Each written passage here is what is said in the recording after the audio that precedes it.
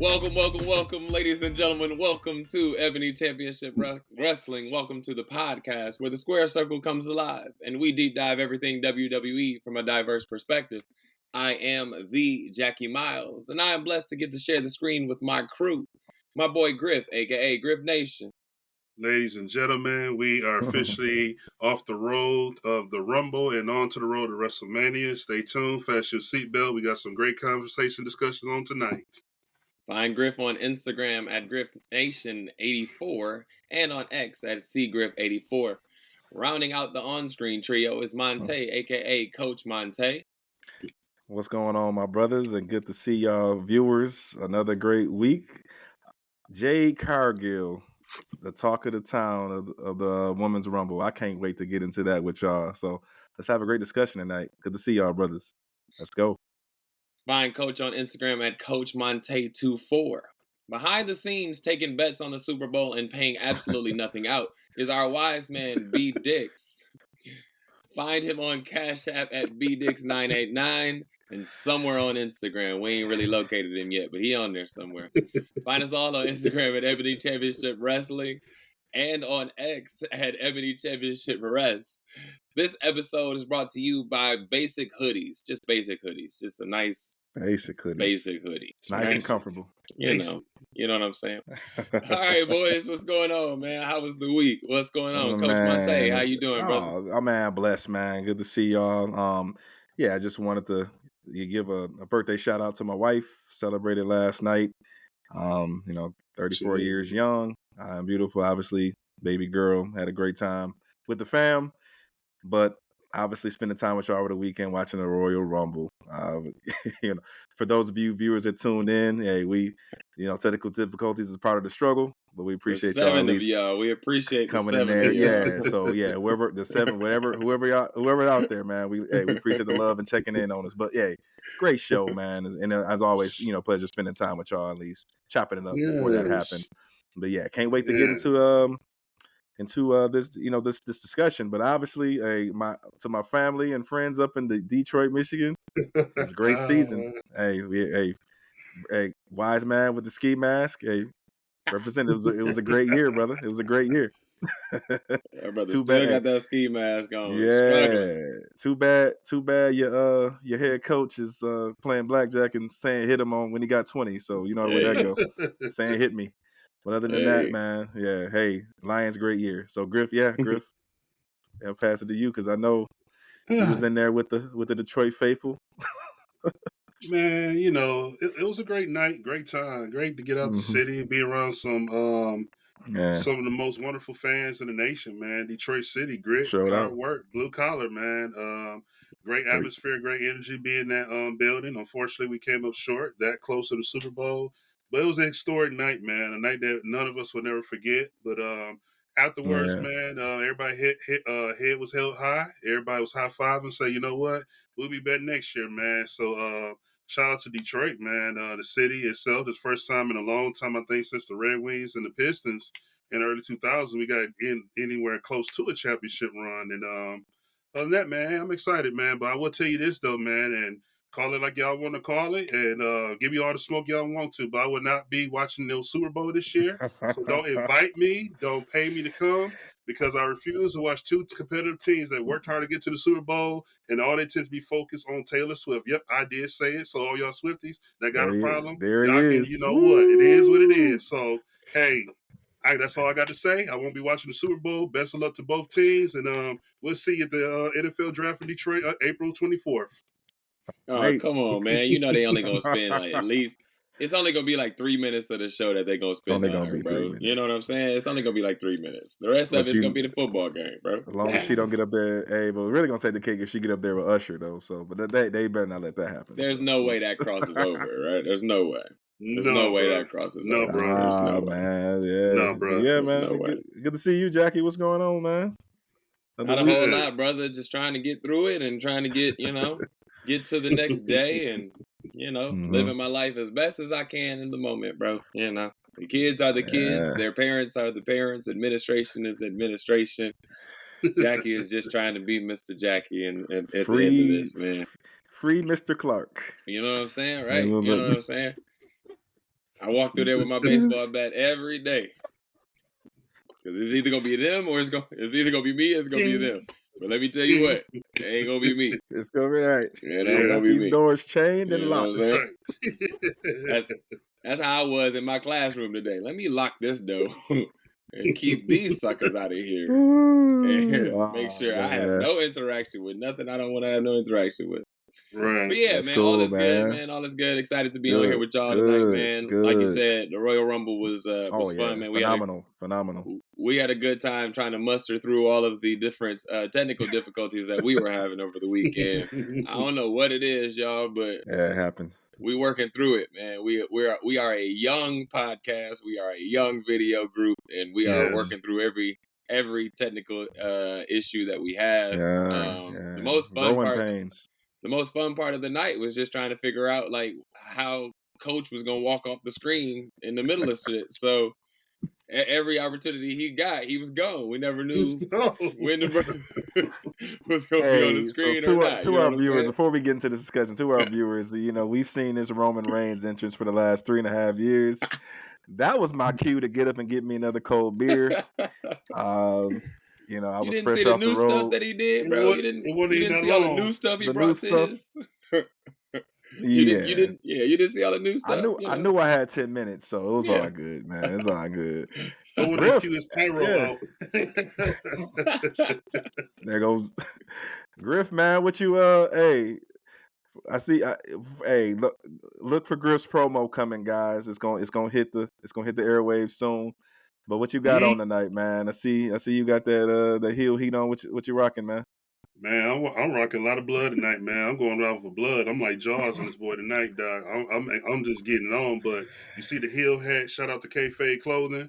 You see the wolf pack. You see the wolf out right here. Yeah, that wolf finna start biting tonight. But shout out to Chalkline for this wolf pack jacket, man. Woo! Unfortunately, there was no Hulk Hogan on this Wolfpack team. We're sticking with Kevin Nash, Lex Luger, and Sting. Thank God. Unfortunately. Right. No, that was fortunately. Right. Fortunately. Yes. Take the fortunately. Oh, man. It's all good. Yeah, man. The Women's Royal Rumble kicked off the night. I must say, gentlemen, obviously we'll talk about both, but this was a talk of the PLE. A lot of rave reviews on the women doing their thing. Obviously the surprises, the the crossover, I know Triple H doesn't say the forbidden door, but what have you. But that a lot of great spots, great moments, OMG moments. Now let's get right to it, man. Jade Cargill. I'm gonna go right to the chase. It's what we waited for. It was done. I think it was time well spent getting her ready for that moment. And she came in and tore the house down, man, in that short little time, especially, with Nia Jax. What did y'all? Hey, let's just start there. What y'all think of Jade's the debut of Jade, man? Finally. Oh, it was definitely great. I think we all was on the same page. Even I know I said either the Raw after Mania or Royal Rumble would be the perfect timing to bring her in. Let's not rush it. Coming in at 28 towards the end. Which was great. It was a great strategy. Good number. Great number because you're getting close to that 30 mark, and now you making fans feel like, oh man, she might not debut, and all of a sudden, bam, here we go. So that's what creates the pop. But to come down, man, and I mean, she didn't show it wasn't just a ring rust, but she really showed my first night in this atmosphere in this WWE universe, I really could fit in, and she looked real good just coming in. She didn't look like she was nervous. And again, me, I'm all about storytelling, man. Just her facial expression when she eliminated Nia and did the list things like that. And then here come Becky laughing, and she gave Becky the look like, girl, you ain't did nothing. Like, what you doing? Like, do you know who I am? You know what I'm saying? But, man, great debut. I'm excited for her. It's right before Black History Month, and this was perfect timing. So, God bless the wrestling guys on this one, man, and shout out to Jay. Nice. I thought it was great, man. She came in and she showed that she's going to be a top star because the interaction she has with Nia is not only a lengthy one, right? Like it wasn't just like the few seconds and then move on. Like they actually got going, and she showed that she can actually go a little bit. And then for her to eliminate her by herself. I know me and B Dix were kind of talking about like our drinking game during the whole situation. How many people? One of the shots was like 3 or more people, and I was like, it's definitely going to be with like Nia, and like, yeah, right. And but for Jade to do it by herself, and it was like, shoot, okay, that's legit. Like she impressive, right? Especially with the run that Nia's going on right now, right? Like Nia jumped up into our top 10 with the things that she's doing right now, and for Jade to eliminate her, it's like, oh, okay, like to the moon. Here we go, right? Like we're about to shoot her up. Hopefully, to the prayerfully moon. From this side. Hopefully they don't make the LA Knight mistake. Like you said, not too soon. She looked. It's the right time. It's the right time. Yeah. It was crazy. The right time. She looked, and to that point, she looked very comfortable. The charisma was there, man. Everything she brought over the swag. I think she brought even more swag over here from AEW into that. Showing that, hey, like, look, like I am that girl. I'm gonna get it done. Like you said, Griff. I love to play. The psychology was there. Her, dusting her hands, and Nia, hey, I don't need nobody else to get this chick out of the ring. Yeah, that was impressive. But then obviously her interaction with Bailey, how she was just dominant. Like she looked strong. Like she had like that 90 seconds. Think about it. Like what we were talking about, what we'll talk about here later. The 90 seconds that I know we talked offline about it, but there's a lot of things that you're supposed to do in that 90 seconds to get everybody's attention. And she nailed it, man. Yeah. Bianca Belair, her and Bianca face to face under the Mania sign that y'all know it's a camera shot.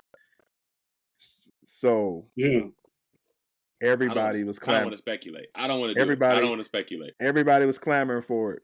I don't want to speculate. So what we're hearing, either they're gonna go face. I mean, because we can talk. Either they're gonna go face to face, or they're gonna team up. And I'm here for either one. What direction y'all think they're gonna take her in as far as the booking her? I don't want to give a direction. But I want to ask this: what if they teamed up and they went up against Asuka and Kairi Sane? That's what I was. Yeah, that's what they're saying. Yeah. That's what. I don't want to speculate and say that's gonna happen. Like, but whoa, just think about what that could be, man. Yeah. Go ahead, Griff. Sorry, I didn't mean to cut you off. No. You're great, man. Again, it's poetry in motion. It's a smooth operation. Let's wait and see where she fits in, where she's gonna land. Let's see what's going to happen. Like Jackie said, I don't want to speculate anything. We'll get hopes up high. Right. I've seen the photos too. I did see an interview Bianca did where she believes, and I'm 100% in belief with her too, where the women matches, and we've seen this on NXT currently, like we're starting to have more women matches on these big PLEs now where the title don't have to be on the line. We can just go straight up one-on-one or don't have to have a title, but let's just marinate this steak in the filet mignon, man, to see what happens, where it go. But let's not forget too, our girl Naomi returned as well too. Oh yeah. Yep. Stay there, Griff. That was gonna be that was the next highlight. Hey, like we said, man, the women's rumble, it was impressive. It got an 8 out of 10 for me. The spots. Naomi's return, man, and to do it at 2, where she can get the crowd love, and shout out, obviously Natalya giving her giving her the rub, letting her get the crowd, the crowd pop. Yeah. Natalya that was beautiful, man. Beautiful sight to see. Glad to have her back. Hey, Jackie, Griff, we asked for her back. Now she's back. That's another powerhouse and they're gonna book her stronger based on the length of time that she was in the Rumble match. So, what anything y'all, any insight on where y'all think they can do with Naomi? Well, I mean, she's gonna be on SmackDown for sure because alluded to before, SmackDown need more women power on that women's division. Number 2, she's gonna be back with her husband. That's just plain as that. Where she's gonna fit in, who she's gonna challenge, or who she's gonna be mixing the stories with, or who's gonna come out and interrupt her, I'm not sure. But I see probably this Friday night on SmackDown, she's probably gonna do an opening welcome back, and then there's gonna be somebody just gonna interrupt her, and that's gonna be, the story right there. Who that person gonna be, I don't know. We don't know. But yeah, man, I'm excited for her to come back. I mean, she's energy, you know what I'm saying? Like Fox need more energy. and her interest is energy itself. So, Right. she's going to bring it in the ring, but I don't see her in the title hunt right off the bat. But then who knows? I think she's going to. I think the way Naomi and Trinity really is, she like to get her feet in position, then start rolling. Once she gets in her rhythm, because she's a former dancer. So with dancers, they want to get their feet going, they everything else before they get rolling. So I don't think she's going to come back and rush right into the title scene. But I think that's going to be strictly for Bayley and Io, however they work that out. But I'm interested to see. I think she's going to have a big welcome back opening for SmackDown, and it doesn't matter who's going to come out and interrupt her, and go from there. Gotcha. Yep. Jackie, what you think about Trinity joining us back? I'm excited for him, man. But I think I hope B-Dix doesn't mind me saying this. Like, he was kind of talking about this the other day offline, but this is kind of why they need a mid-card title for the women, because you have all of these women coming back into the fold of WWE, and you have them very, very talented women at that. I think this is the strongest that the women's division has kind of been in a long time. From a wrestling standpoint, sure, from the divas to the new era for whatever. But I think this is the strongest that it's been. And so you kind of have to reward some of these women instead of putting them back in catering. And you kind of need a mid-card title or some legitimacy to your tag titles, right? Like the first couple names that pop up in the tag team division, and then that's really it. The other girls are just kind of in a tag team and then just kind of floating out there, like Candice LeRae and Indy Hartwell. They're not really going after the titles, right? Mm-hmm. So we need some legitimacy around those titles, and maybe we need a mid-card title to kind of help with bringing people like Trinity back, trying to get Sasha Banks back, right? Like you need something else for these women to go after. Yeah, it makes total sense. I was happy. I mean, like we all knew, we saw it coming. Having her farewell match over there at TNA, and then coming. I enjoyed her being in there, for the duration that she was, because usually she's about 10 to 15 minutes and she out of there.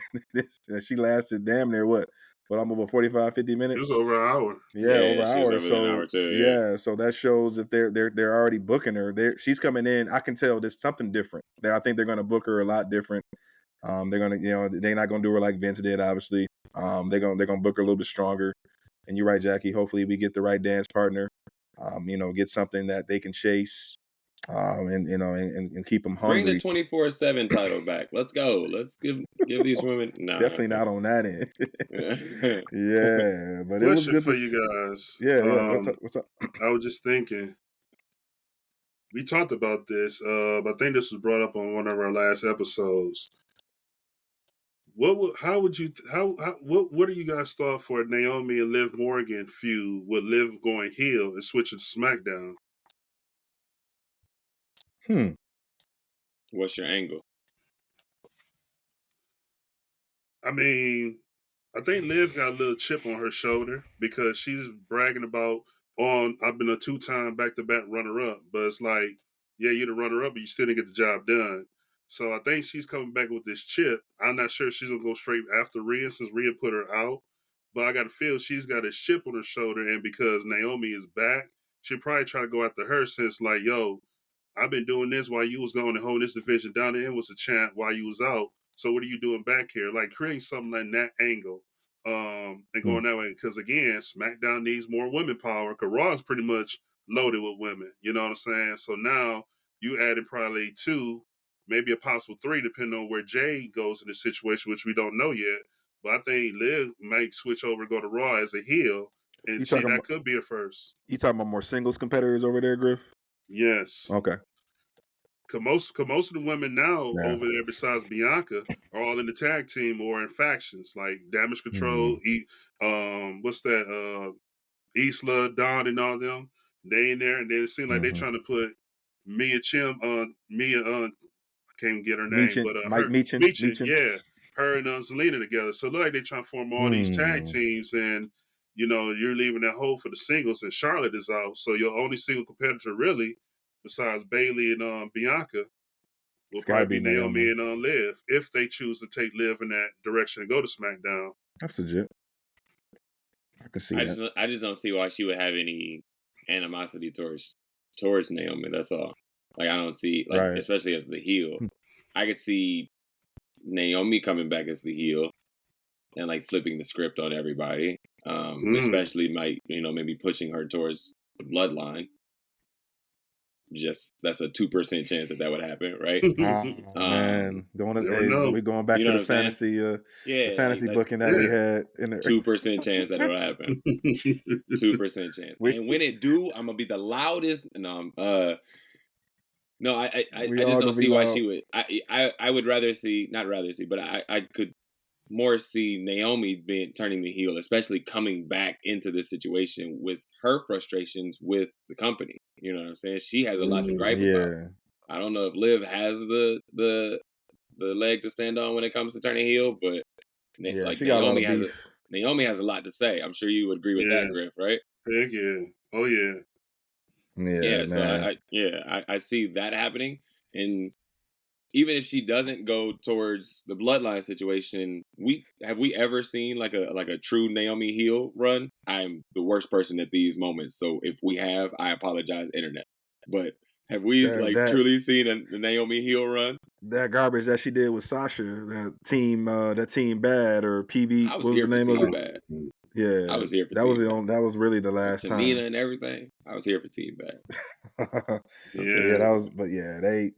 Like I say, we got builders, a lot of direction we can go to, but the star power, the surprises, like we said, her old dance partner over there in TNA, Jordan Grace came through the door and joined us. Boy, Jordan Grace got a muscle for every breath I breathe. Good Lord. The second coming of I know right. She wise man, but that was definitely China reincarnated, man. That she impressed me. I was one day. China. What'd you say? China. Real lucky. You think she's bigger than China, bro? I mean, not in like stature, but like definitely. No. I'm talking about size. Built, like, size. She yoked up. She crazy. She's with solid, it, man. She yoked up. But that's what's up. Like she's good though. Like her performance in the Royal Rumble was actually really good. Think about that. Think about WWE bringing in another company's champion, and not only like bringing them in, but like putting them over in a sense. Like she like showed out. She dominated. She stayed in there for a minute. Yeah, she dominated. She showed out and had some like really really good moments. And like that's big of WWE to like you said, to like open that door. Yeah. But for her to like come in and actually like do something, like when Mickie James came back as that title holder when she went away, but it was like it was Mickie James, so you kind of knew what she was gonna do, and you like knew WWE was gonna kind of like push her through. But like for like Jordan Grace to come in and like nobody from like WWE fan base knows who she is, right? For her to come in and then them put her over is really huge, because they definitely could have buried her and been like, that's why you over there with that title and not over here with us, you know? Yeah. Man, let's stay here for a minute, because I want to ask you guys, do you think, because I have like 4 of them, but I want to ask you guys first, do you guys think, or do you have like someone, like a couple in mind that you're like, why did they put this person in this women's rumble? Like, they could have used this spot for someone else. Shotzi. You got 4? Damn. I got 4. You got 4? Shotzi was my first one. I got 4. Candice LeRae. Whoa. I can go on. No. I'm sorry. Whoa. No. Candice was cool, bro. I was cool. Believe, Coach, stand on it. I was cool with Candice. I was cool with Candice. Dishonorable mention. It's a wise man messing with me. No. Hey, but y'all agree with my first pick though. I said Shotzi. No, I'm telling everybody.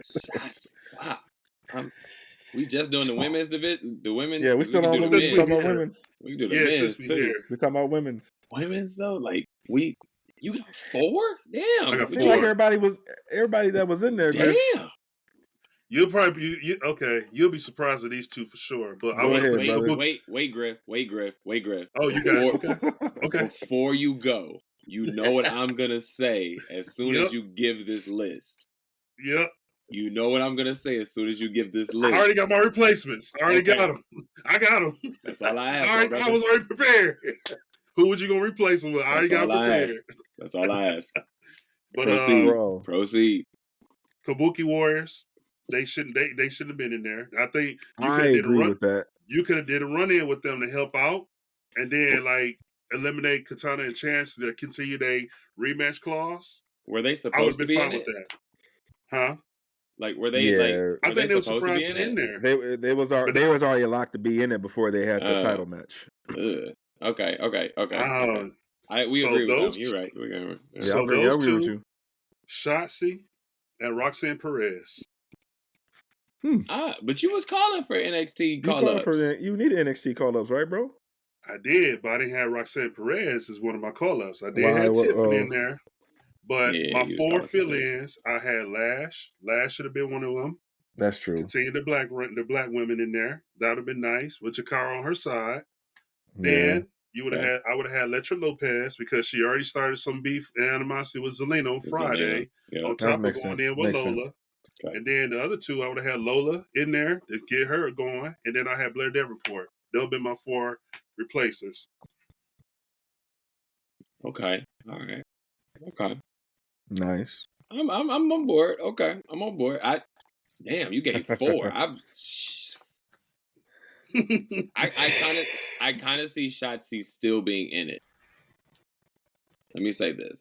I kind of see, and then I'm going to get to your list, Griff. I kind of see Shotzi still being in it because she just did the eliminate, not chamber, but the War Games. The War Game stuff, right? Games. So she's kind of still coming off of credible. that, right? She's credible. Yeah, she's kind of still coming off of that. Even as much as we boo her. Wise man. Literally on cue, B. Thanks. So I kind of see her being in it. On the flip side of that, you did say something about Elektra Lopez. I could see that, but we haven't seen Elektra Lopez show any type of talent towards the ring yet.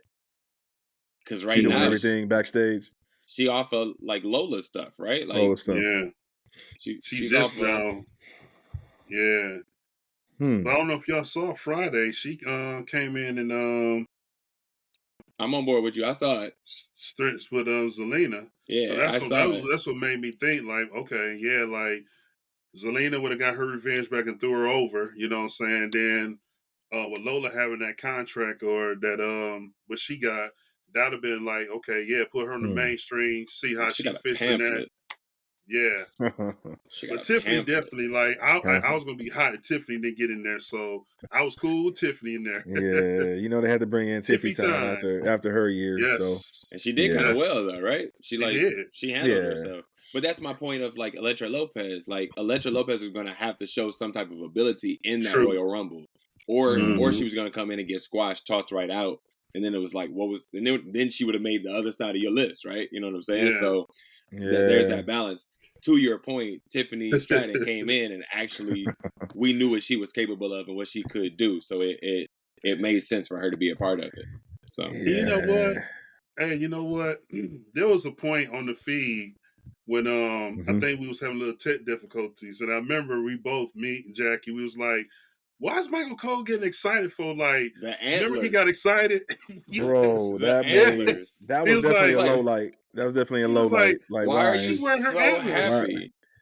Wow, he kept saying yes. We're like, for what? For what? Why are you so happy about this, Michael? And she ain't even made. No, which bro. Which was funny. No, it was funny. I was going there anyway. Let's go there. Open the door for a hilarious moment. My man, entertainment. Where the boys? Where the men at? What the guys? He said, "You mean to tell me it's women in there? No shit.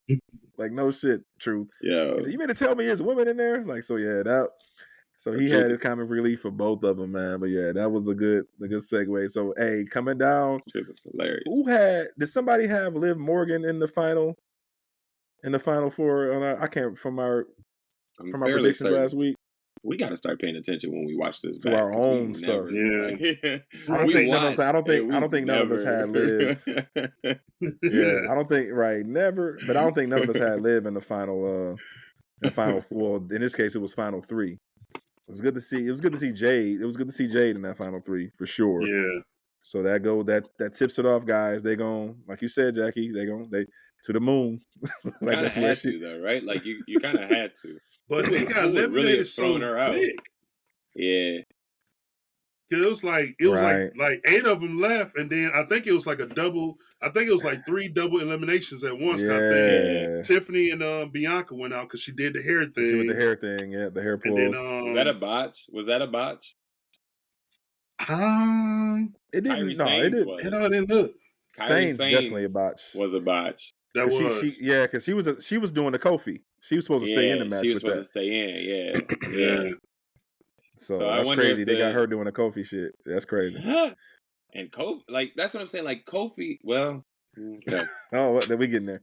But yeah, that it was good to see Jade, like I said, finish it off. But the right call, y'all. Hey, Griff, once again, congratulations. Another prediction. Bailey, the right call, definitely the right call, in our opinion. That's so where do we go, Griff? Where do we go from here, Griff? Storyline. Yep. Where do we go from here, Griff? Well, I guess she got to make her decision Friday, as she said on Raw. I think it's going to be another interruption that she's not going to make that full decision. Nah. You know what? You know what I was thinking? And I was thinking, I wonder if it's going to go like how Triple H and Batista did that one year when Triple H wanted Batista to fight Cena and went just like this. And, Bailey always coming out doing that thumbs down. Yeah. I think that's what it's going to come down to. They doing a whole evolution blueprint for the storyline, bro. But you know what? It's plain as day. But think about it. I'm glad you said that. Because think about it.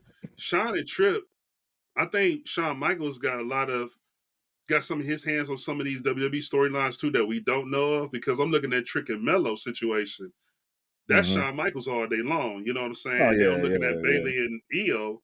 That's Triple H. And no doubt. I think while we're talking about the Coyotes going to attack the poor little human, I think the poor little human is going to surprise and attack the Coyotes. I think that might be Bailey. Okay.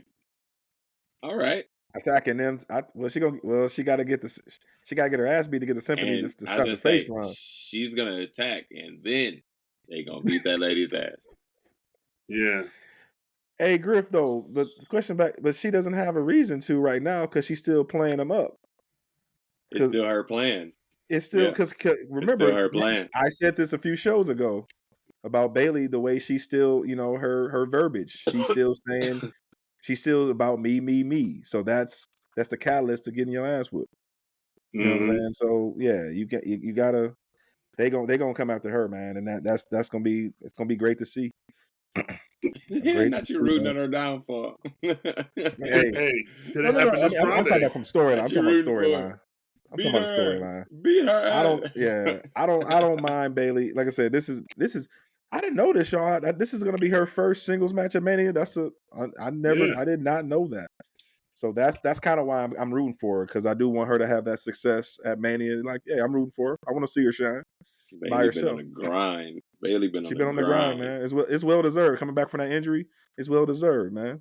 At some point, we need to talk about that NXT Takeover match between her and Sasha Banks. That deserves us.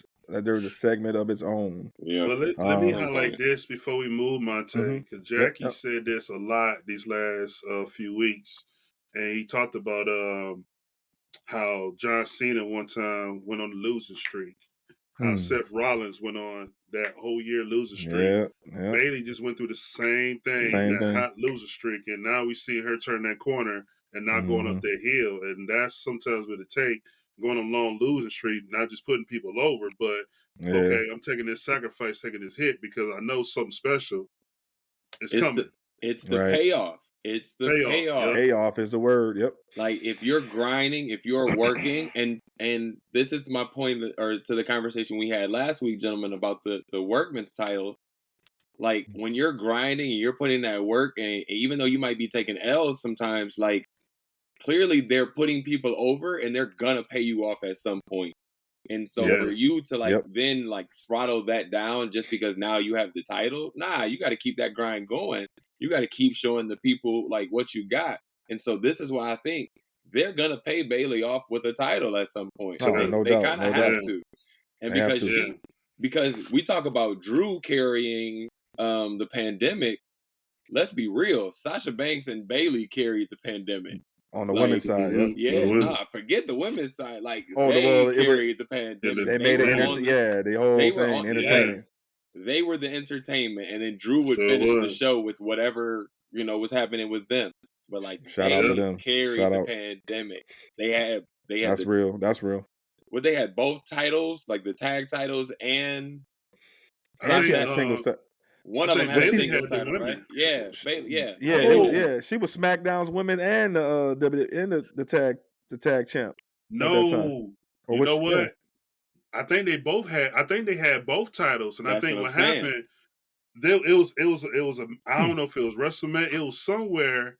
They fought Asuka. I think one of them fought Asuka first. Yeah. And I think Sasha lost, but Bailey retained, or Bailey lost, and Sasha retained. So what happened was, no, I think Bailey retained. So then Sasha was following Bailey Lee. And I forgot all about that. Yeah. Sure did. So they carried the pandemic, bro. And so, like, that hard work and that trust that they gave her has to be paid off at some point. And so, to Drew's point, he worked his ass off, and at some point he deserves a title in front of some people. I'm agreeing with that. Yep, me too. But the same goes for Bailey as well.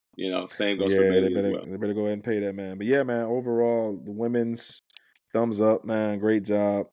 Obviously, segueing into the next match of the night, the Fatal 4-Way. Obviously, there was some guys that got elevated in this match, and there might have been somebody that got buried. So. I thought the match was cool, but who did you think got buried? Well, I got a bad feeling about AJ, man. I don't know. Maybe I don't know. Help me out, Griff. What you think about the match, man? That's the dynamic that I saw. No, because we all said LA Knight gonna take the pin, and then here come AJ taking it. So what did y'all think about? Yeah, what y'all think about the match? To me, it made sense, and here's the reason why. Because we all knew Roman was going to win, right? So we know after this match, Roman is focused on WrestleMania. You have to ask the question, where does Randy go? Where does AJ go? Where does LA Knight go? So we all kind of seeing LA Knight and AJ got some unfinished business. So that's a story in itself right there. But for Solo, I didn't look at even though we knew Solo was coming out, I looked at this Solo coming out more. Okay, I'm finna make a statement, but Randy, I took out your boy Cena. I'm coming after you next. That's the direction I see Randy's probably going to next with Solo. Yep. Now that leaves Roman open going to WrestleMania, and now you got LA Knight. So I don't see nobody got buried. I just seen Solo coming out, making his statement, but now he kind of helped and said, okay, these were these stories going to. Roman going this way, LA Knight and AJ going this way. Me and Randy, we going this way right now. But AJ took the pin. It makes sense, AJ, to take the pin because you don't want to put Randy out there right now because he just got back. Let him and Solo do their thing. But then AJ was the next person in line that got pinned during this tribal chief thing. So already took care of LA Knight. We ain't going to bury him because that'd be ruthless to put him 2 down. We was calling AJ his one. We was calling for it. Got him buried. We was calling, we were. Got him pinned. Certainly were. Knock him down. Because we did say if he got pinned this time, what happens? Where did he go from there? You know what I'm saying? So there it is. I'm no longer rooting. No, I'm no longer rooting. You know. But I didn't. I agree. I didn't think AJ got buried. I just think I thought it was a good match, and it was an unexpected finish, right? Well, I mean, other than the Solo part of it, we kind of all everybody knew that was going to happen. Right. We kind of all expected that one, but it was an unexpected pin, is what I really want to say, because we definitely was calling for LA Knight to take that pin, but you're right, that would have buried him much further down the pole here. So for AJ to take it and not have taken a pin in a very long time here because of the injury, you're right, that makes sense. So I don't think he got buried. It was a good match to me. I just want Roman to finish one clean, just there it is right there. Finish one clean. That's the only problem, y'all. That's the only problem. That's the only problem I have with his reign. It's we understand heels got to cheat sometimes, but sometimes the heels do what they got to do, and they gonna pin your ass clean and get out of there and take care of business. Still talk they talk, right? If we're putting him up to the level that we're putting him up to, right. So my comparison, and I'm sorry to the internet if this is wrong, but my comparison for Roman is Kenny Omega. And I've seen quite a few Kenny Omega matches. I won't say that I've seen them all to like truly make this comparison, but I for some reason I don't see him like getting the interactions that Roman is getting. But I could be absolutely wrong. He could be like taking all of those things. But I just don't see it. So I want some legitimacy behind this by like go out and like show that you can wrestle and you can do this and actually win the match without somebody's help. Yeah, without having one of your cousins come through. You're right. That's my only, and that's like I said, hey, that's the little the playing devil's advocate. That's the only reason why I wouldn't mind them seeing them drop it. But I get it from the historical perspective. I know we talked last night offline about records and stuff. We'll get into that. Yeah, but that's the only reason, man, why I would. Okay, like you're not legitimately really defending this. So that's it. But that's the only beef I have with it. To the conversation of the records offline, like it's necessary for us to have this champion, right? Like we talked about this last night. The names that they say when they talk about like the longest reigning champions, Bruno Sammartino, Bob Backlund, those are names that my grandfather watched. Right. And it's like update this stuff. And so it's necessary. So I'm good with the reign. Let's push it all the way through. Let's beat that racist dude and keep moving on. But let's just put some legitimacy behind it. At WrestleMania, whoever you take on, Cody, Seth, I don't care who it is, pin them legitimately, and then I 100% will never disrespect this reign again. We'll never disrespect this reign again. Like put some legitimacy on it. WrestleMania is supposed to be your show. This is your company. Go out, get the pin without Solo, without Jimmy, and let's move forward with this. I'm forever here if that's the case. But if not, it's like, damn, what are we actually doing? Like, I'm got to start rooting for Cody. Like, damn, let's finish the story. Man, you're right. You're right, man. Man is all tribal chief. I'm out. Talking about his Go ahead. Yeah, go ahead, Griff. Add something to that. He did have a few clean reigns. In this one, that Cena one he had at SummerSlam was super clean.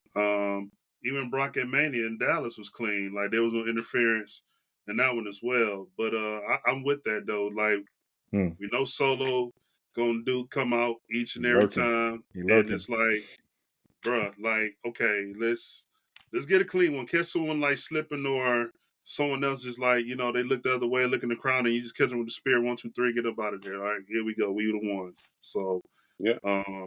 No, I totally agree. Like this WrestleMania, whoever the opponent is, let this be clean. Like if it's Cody, have some stipulation like no Roman, like no. Here's the deal. I'm going to face you at WrestleMania, and then we're going to do things my terms now. Yeah. Since you that champion, then leave your family, leave your friends, leave everybody in the back, and just let me and you duke this out 1-on-1 and let the best man win. And if I can't beat you this time, then guess what? I just got to live with the story being untold and unfinished. It is what it is. It is what it is. Not to jump ahead, but are we going to finish the story on that side, or is this going to be a finish the story on Seth's side? Bruh. So, into the men's rumble. Let's talk about it. Overall, very blah. But let's get to the elephant in the room. Yeah. Let's get to the elephant in the room. Was it the right call for him to go back to back, y'all? Let's start there, and then we'll get into it. Was it the right call for him to win 2 times in a row? Yes. Okay. Yes. I'm gonna go with yes at this point, and here's my case of yes. CM Punk, even though I had him to win, even though I seen him going after Seth at WrestleMania, I think Seth's injury, like I said, changed the dynamics of a lot of stuff and creative, right? But on the other token, when Cody won, I wasn't mad. Here's the reason why I wasn't mad. Back in my head, even though I picked Punk to win, the back of my mind, I was like, I'm going to see how this play out. Because back in my mind, I said, Punk might not win this, all because 10 years off, mid-40s, still got a little ring rust, and do we really want to push around the bat that way? You know what I'm saying? Where, hey, we'll set you up with promos. We'll have you and Cody have this time, go back and forth. But then when Cody said what he said Monday night, saying, no, I am that CM Punk, I was like, okay, game changer. Cody might win this and go back to back. Then they kept hyping up. Stone Cold's the last one to go back to back. Okay, yeah, Cody might be going back to back now. Okay, it ain't happened in almost 20-some years. So why did y'all pick him? No, that's why I snowed. That's what I said early on when I was just said. I said, nah. Stay with me. Even like before the show, I asked both of y'all like any last minute picks. Y'all both was like, nope, I'm sticking with what I got. So why did y'all pick? So why did y'all? Yeah, that's what I'm saying. Why did y'all pick Punk? Don't give me the reason why you're like, oh, it makes sense. But like, why did y'all pick Punk versus saying like Cody deserves the second run? Like, why did y'all pick Punk over Cody? That's what I just alluded to, because him coming back, the beef and the heat him and Seth have, it just made sense that, okay, Punk coming back, never won the Rumble, 10-year story. He's going right after Seth. Elimination Chamber, that might be Cody's time to win that one. Get Roman. That was my first initial thought, and that's why I picked CM Punk in that case, because the way things were going. But what I was just saying was, when I saw that promo, it kind of like in the back of my mind saying, ooh, like, wait a minute, it might be something a little different here, because I didn't expect that segment to go like it was. I still kept my pick. I still had believed Punk was going to do it. But when Cody won, it didn't disappoint me, because I said, okay, plan B, here it is. You know what I'm saying? That's what I meant. It makes sense. Okay. You know how like sometimes where like you see something one way, and then like when something else happened, you don't be like, hey, why that happened? It's like, I ain't allowing y'all to flip flop is what I'm saying. I ain't allowing y'all to flip back and forth, nigga. Yeah, that's all I'm saying. Stand on it, nigga. Stand on it. No, I stood on mine. my thought, and I was just, I was just shaking my head saying I see that point. When I asked y'all the question, was it the right call? In my mind, I said no, because if you're going to finish the story, you have to continue to have some type of adversity to make it believable, to continue to build on the sympathy angle. So that's why I picked Punk, from the standpoint of the heat. You're right, to Griff's point, the heat that he had with Seth coming in. You know, let's get that match set up, right now. So I'm thinking like, hey, Punk wins, go right after Seth. Cody's got to come through the chamber. That was my thought. It's like, hey, this is the only way to get it done. But have him, but when Cody gets to the elimination chamber, once again, make it hard on him. Make it, hey, he got to earn it. He got to earn his way to get that story. Y'all got to start thinking WWE. Y'all the two most WWE guys that I know. So y'all got to start thinking WWE. First of all, what you mean by that, bro? Check this out. First of all, coming over from AEW to WWE, he became, in my opinion, the hottest wrestler guy in the landscape. Like WWE, AEW, all the things from a fan popularity standpoint. I see that. WWE is a big machine. Yep. Therefore, our hottest person is going to win at our second hottest pay-per-view. Right? You're right. Despite what he just did last year, like when he came over last year, he was the hottest, and the run that he went on was the top, right? Like it was what it was. Wrestler of the Year, probably so, during that time. And then he goes after Roman, and they make the decision to not give him the title. And yet he's still the hottest wrestler in the landscape. And so therefore, hey, we're going to go get this money. Like, run it back. Like, okay. Like, hey, run it again. SOS. Run it on 2. Let's go. Like, same old, you know what I'm saying? Right. So now, and he, literally, he had Pyro. Yeah. Good point, Wise Man. Right? He did. Like, in the Rumble, right? Like, whoa, like, what? Like, so. That's unheard of, bro. He had it last year, too. Exactly. And so, CM Punk coming in, and yes, he has his popularity with his fan base. His fan base, right? I'm on YouTube and I'm scrolling through, and I for some reason I watch like the late night comedy stuff or the late night shows, and so I saw clips. Cody Rhodes is on Jimmy Fallon, right? You're not seeing CM Punk like out there like that. You're not gonna see CM Punk out there like that. There it is. His popularity is what it is to wrestling marks. To us, we know CM Punk in that state, right? Like we understand that. Cody Rhodes is on a whole different level, and then to me, that's the difference between WWE and AEW. I'm sorry. And we seen that. And no, you make a great point about the Machine and the way he handled his press conference. Said that, like, he finally went ahead and took a shot at the media. Yep. He did that the right way. I love that. I was like, he loved every minute. But he said, "I am the." But he finally declared, "I am the guy." Yes, he declared right there, "I'm the guy." So he definitely got more respect out of me after that press conference. But yeah, go ahead, Griff. So Jackie, all that you said, I'm gonna tell you why I was pointing, just like how you do us. Sure. That's what I did with the so-called wrestling fans. When they were upset that Cody, when they were upset Cody had won, when I told you it clicked, I said, okay. And again, I'm standing on Punk. I had Punk to win, all that. Mm-hmm. I'm going to tell you why it makes sense now. I said, because you got to look at the business. So when I asked, I said, okay, if Roman was to lead WWE right now, who's the next man up? And don't tell me Seth Rollins. Who's the next man up outside of Seth Rollins? Well, it ain't Cody. I said, well, why it ain't Cody, right? Because last I checked, who got a documentary on Peacock? Come on, Who's man. on TV shows? Who's on the cover of 2K? You know what I'm saying? Let's be honest. So real talk, if you really look at it and going back to your question about the whole Seth Rollins throwing a monkey wrench in there, to be honest, I don't see him going to Seth. I think he's going to think about it and say, Seth, I'm sorry.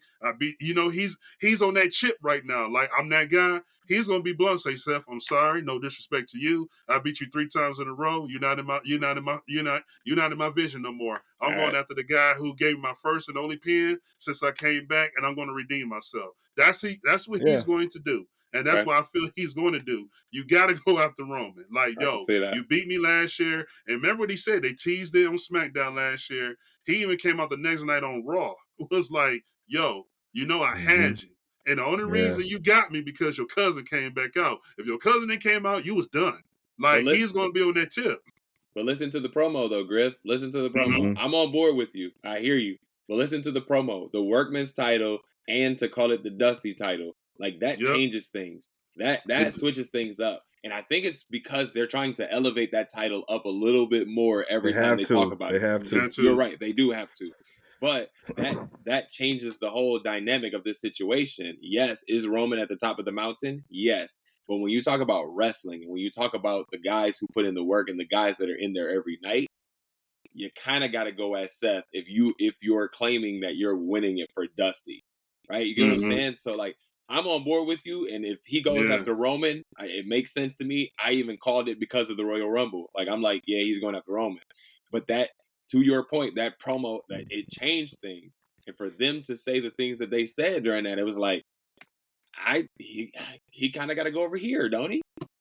There's a lot of factors in this, man, and then we talked about this, obviously, offline last night. There's so many factors that we don't know what direction they're going to go. And I think that's Triple H at his finest, trying to piss people off. I think that's what you said, Griff, trying to piss somebody off.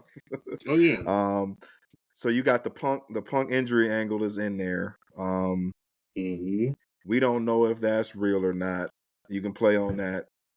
And I think it's a swerve. I think because most of the people who still the wrestling fans that are still clamoring for Punk and Rollins thinks that it's a work. So they think that even the promo on Monday night is still just to swerve us to, hey, Punk. They want us to believe that Punk will be out. They got, they want you thinking about, hey, Seth is giving them another option, just to kind of deflect attention, and for them to come back to do it, to do it for real. Both of them coming off of an injury. That's where I think they're going. I just don't believe in my heart of hearts that Rock needs more time to build a storyline to get the Mania. Rock just not gonna come in Perth, Australia, and shoot right in to to do a Mania. That's just the Rock we've come to know. He gave you a year build with him and Cena. Say let's do it. Let's do it next year. That shit was awful. You see what I'm saying? So I just think the way Rock does business, these people that are clamoring for the Rock and Roman, let's get off that too. You know what I'm saying? So let's get off that train. Let's really focus on the four main superstars here. The X factor of this all this is funny. Y'all know it's Drew McIntyre because we don't know. Like I don't know if they're gonna squeeze him in one of these matches, but he lurking around here talking shit to Punk for some reason. You know what I'm saying? So because after he beat him down, got after that injury, he still went on social. Went on social media. So they got to do something with it. This is all storyline. They got to do something with it. Hey y'all, I'm sorry, I'm let y'all tag in, but I smell a triple threat somewhere, y'all. I don't know where, but hey, Drew. Hey, Drew does match of the years and triple threats. So I'm just saying. Nah, Gunther does match of the year. Yeah, right. Gunther does match of the year. Yeah, you're right. Yeah, but I'm just saying that was my thoughts on it, y'all. Like there's so many things you can do with these main events, man. And with the injuries, it's just making it even more intriguing, to where they can go. But yeah, I'm cool with it. I think the injury is legit. I think the injury is legit. Okay. And I know you said last night that he took a bump off of it.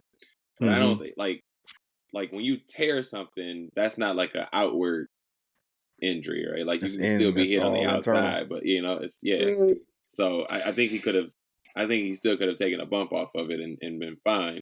So I think it's legit. I don't think he's gonna be at Mania, and I think that's why we got the Cody segment that we got. But none of my predictions are ever right. And Griff is like Griff is shooting like 30% from the field right now, and I'm lowly at like 12%. So what the hell am I saying? Get him in the WWE creative room right now. What the hell am I saying? But yeah, obviously we addressed the elephant in the room. So what do you guys think of the women's had all the spots, all the surprises, and then we go to just blah. Any other highlights? Well, shout out to Andrade for making it in as the only surprise. Anything else stick out to y'all in the men's match besides the obvious, winner that we just discussed? But other than that, it was kind of blah for me. But there was just no connection to anything. Nothing flowed right, and maybe that was the absence of Sir Brock Lesnar. But it didn't seem like anything made sense, and some of the eliminations, like the lack of a Kofi moment or even the attempt at a Kofi moment, they just tossed my man out and was like, "We'll see you in the back." Like nothing actually made sense. There was no true storyline. Like we discussed this offline, and we probably need to go back at it again and have this discussion again. But Griff got the right prediction of like numbers 1 and 2. But let's talk about it. But what did we gain from it? What did we get from it? Right, and Griff, go ahead and speak to it if you'd like to.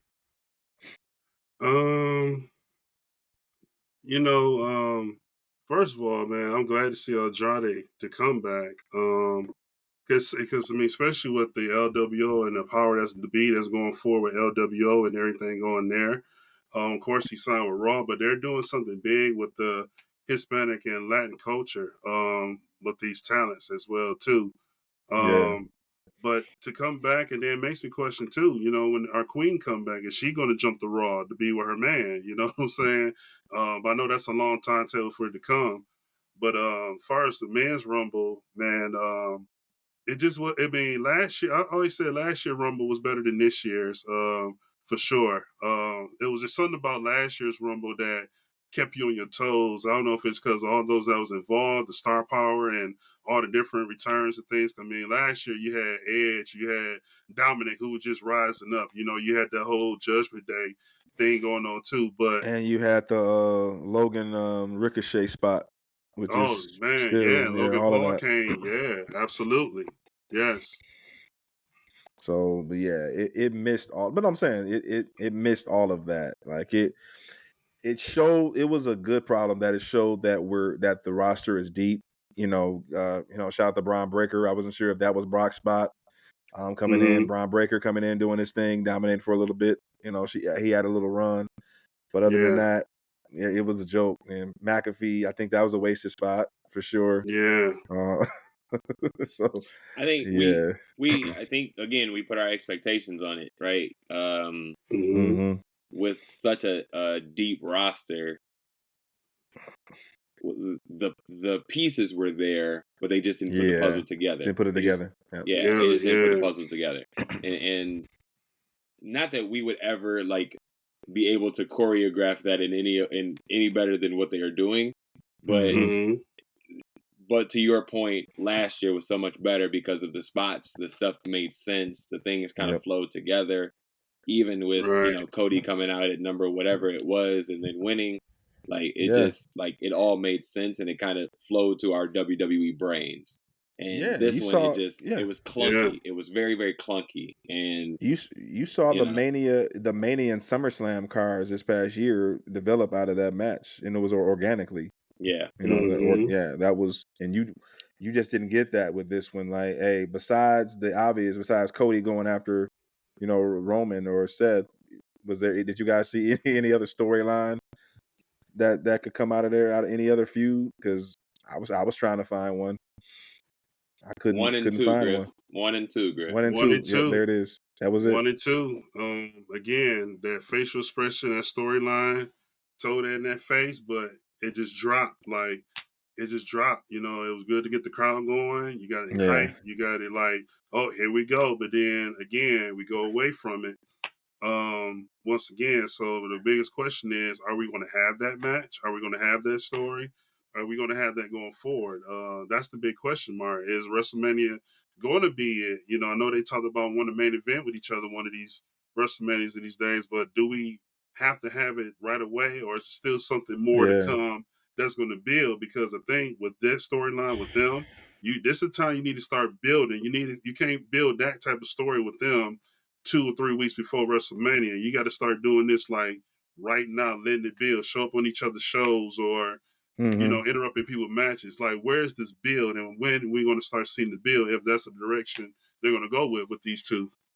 Anticlimactic, but when we talked about this offline, that 90 seconds should have gave us more. That 90 seconds, you have to sell us on why in the hell did you interrupt my match at SummerSlam. It should have been Jay should have been waiting for his ass at the ropes, and they should have got it on. That should have been a brawl. For 90 minutes, and then wouldn't have been, if they eliminate each other, okay, so be it. Let them scrap. I know Griffey mentioned this too. Let them scrap all the way back to the locker room. But come on now, get us ready for that moment, and I think they missed it. So that, in my opinion, they missed a historic moment. It was good to see them, go at each other. I don't think they ever wrestled each other, but they could have did more. I mean, can you remember Jack, the interaction though? Can you remember the wrestling part of it?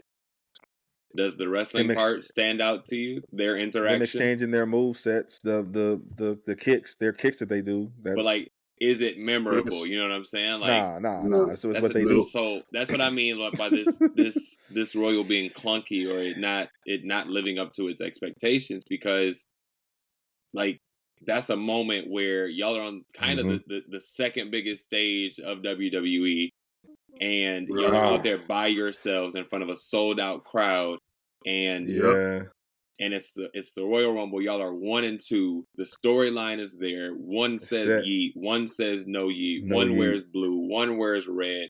Like it's all right there. To your point, Griff, you're saying like, do we have to have it now? No, we don't. We don't have to have it now, but it's right there. It's so close that like you can touch it, you can taste it, you can feel it. It's right there, and they disappointed, in my opinion. They did not like they could have came out and hit the ropes and went at it for 90 seconds and tired each other out. And then Grayson Waller comes in and he picks up Jimmy and says like, all right, I'm with you. Like I acknowledge. And then we go over here and you do the exact same thing. But you have the opportunity to tell us a real story and like really, really push forward this narrative of these brothers are gonna go at it at some point. Doesn't have to be soon. Yes. But like this is the first time we've crossed paths since you've cost me the title. And we got nothing memorable from it. Whatever that word is. I don't think that, and I keep using this. I keep using the trust word in correlation with Trips. I know he knows the guys can work. That scene when that idea first dropped, that was a moneymaker. You put that on the Mania card in Philly, that's gonna turn some heads. If they tell it, everything, the story is there. The twins, the history of the brothers, they basically was telling it throughout the bloodline, the angles. That's why I don't think it's a trust thing. Because that whole to give them so much time on SmackDown with the bloodline stuff, it's not a trust thing. It's not a trust thing. I just don't think it's gonna happen. I don't think this match is headed anywhere. I think they're gonna do their singles thing and then cross paths at another Mania. I don't think it's gonna happen at this one. I think one of them is gonna figure out, or like Jimmy is bloodline, so like Jimmy is about bloodline business and he's gonna stay about that. And like they're trying to push Jay as a star. Like, okay, so he needs to go off and do his own thing. Stay out of tag teams. Stay away from your brothers. Like, just go do your own thing. To that point, Jackie, that you might be on to something, because that is, I think they might be propping them up for the Intercontinental. Why not? I'm still calling for the Intercontinental to be the Elimination Chamber. I'm still calling for that. Yeah. Because you got your guys now, right, Griff? Like, you got your feuds. Who's the guy? Yeah. You got everything is set up from a top down, like from a top guy standpoint, right? Like you named them earlier: AJ and LA Knight, Randy and Solo, Roman and Cody. If you go in that route, that's fine. Seth and CM Punk. If you don't believe the injury, so what's up for Gunther in Australia? Maybe Gunther's even in the match. Right. That's true. In my head, he gotta be, right?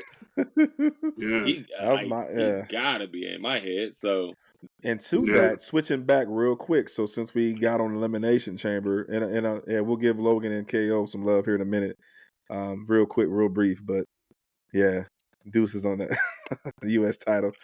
But no, so to that, champions being in the match, you think they'll go for Rhea? You think Rhea is gonna hop in now? Because obviously Bayley's, Bayley's probably gonna go after EO.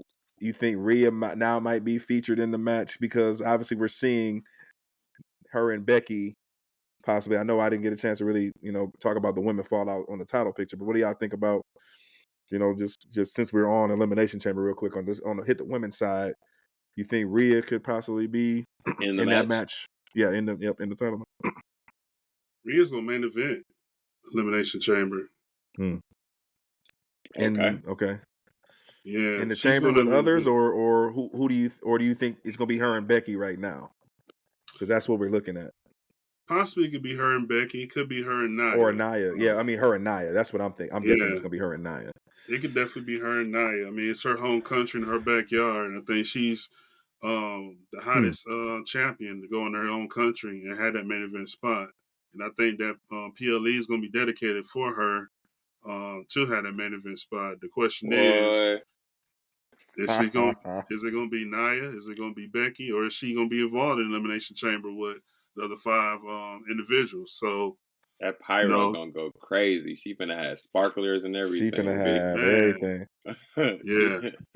She had a special interest at Crown Jewel. They gonna throw poppers on the ground when she come out. It's gonna be crazy. It's gonna be wild. It's gonna be super lit for her though. Super lit. I think I agree. She might main event. Are they pushing Nia on her now, or are they saying Nia's for Mania? Right. I foresee Nia for Mania. Because she keeps Mm. saying Nia's not going to make it to Mania. So that Woo. promo from Monday night, that was fire. What if they go 3 times, right? Like, what if they go like once at Elimination Chamber, once on like Raw, and then here we go right at WrestleMania. Well, that's Let's good pop it for up. her because if that's the case, then it sounds like she got some wrestling credibility. They're pushing her, right? Like she's destroying the people that are under Rhea. She handed Becky Lynch a loss, legit, right? Like straight up. So like they're pushing her to be the person that can take on Rhea. I don't know if she's gonna beat Rhea, but they're pushing her to say like she's a credible threat, which is what we call for, kind of, right? Right. Yep. That's Brian's. Who pushed her for? That's when you were a fan. That's when you were a fan. That's when he was a fan, right? I'm guessing that Nia, in my gut, is gonna be Nia.